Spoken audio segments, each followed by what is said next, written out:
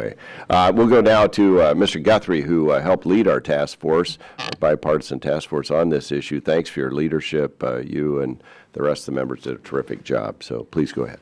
Thank you, and I appreciate that. And I think people have heard this before, get tired of hearing me say this, but it's true that now that we're having these spectrum meetings, it's interesting when you get into public service, things you get involved in you never thought about. I've said I didn't walk around Kentucky going, send me to Washington and I'll deliver you spectrum. But that is something that people want and expect. And so it's really good that we're here doing this. And so I'm just kind of make a statement for a few minutes and then ask a couple of questions. But I'd like to thank all you guys for testifying. It's very important.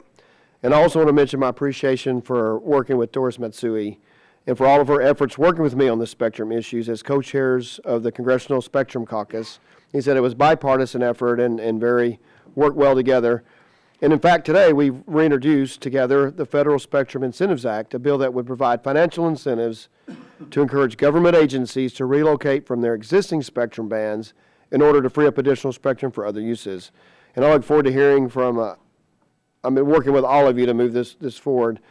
As we've already discussed at length today, spectrum is an important and limited resource, and by encouraging federal agencies to make additional spectrum available, we can invest in innovation and ensure spectrum is available to meet the demands of our critical emergency needs and commercial uses.